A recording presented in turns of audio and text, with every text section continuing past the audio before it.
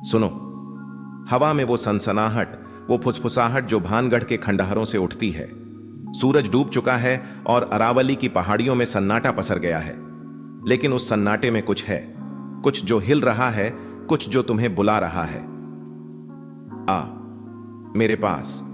यह कहानी है 3 दोस्तों, रवि, नेहा और अर्जुन की, जो 2025 की 1 अक्टूबर रात को भानगढ़ किले की सैर करने निकले। यूट्यूब और सोशल मीडिया पर भूतिया वीडियो की खोज में वो एएसआई की चेतावनी को नजरअंदाज कर रात में किले में घुस गए। उनके पास एक टॉर्च, एक कैमरा और ढेर सारा उत्साह था। लेकिन भानगढ़ कोई आम जगह नहीं थी। रात के 11 बजे किले का लाहौरी गेट उनके सामने खामोश खड़ा था, जैसे कोई अदृश्य दैत्य उन्हें अंदर आने का न्योता दे रहा हो। पत्थर की दीवारों से टॉर्च की रोशनी टकरा रही थी और हवा में ठंड बढ़ती जा रही थी। नेहा ने हंसते हुए कहा, भूत वूत कुछ नहीं होता। पर तभी अर्जुन की नजर हनुमान मंदिर की तरफ गई, जहां से किसी के चलने की हल्की सी आवाज आ रही थी। वे तीनों वहां गए, लेकिन मंदिर की सीढ़ियां चढ़ते ही टॉर्च टिमटिमाने लगी। बैटरी फुल थी, फिर भी। नेहा ने मजाक में कहा, लगता है भूतों को टॉर्च पसंद नहीं। लेकिन उसी वक्त दीवार पर एक लंबी पतली सिर के बिना छाया उभरी।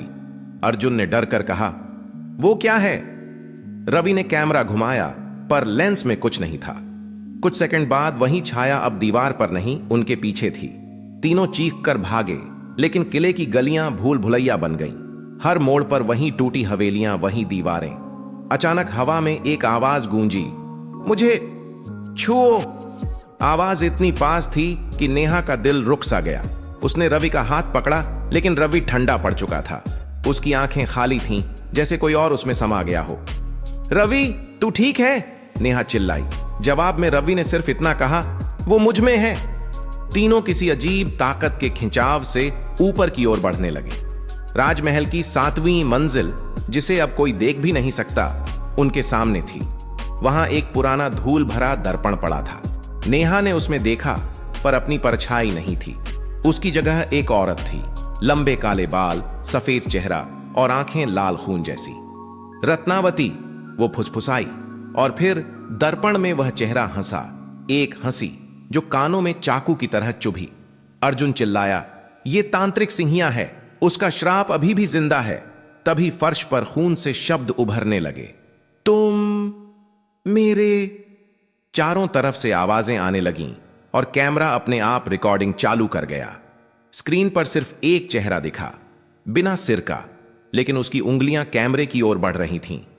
अगले दिन सुबह एएसआई की टीम ने किले में सिर्फ एक कैमरा पाया।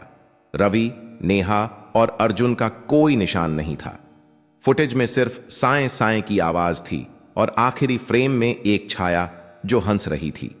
कहते हैं, भानगढ़ का श्राप हर उस शख्स को निगल जाता है जो रात में वहां कदम रखता है।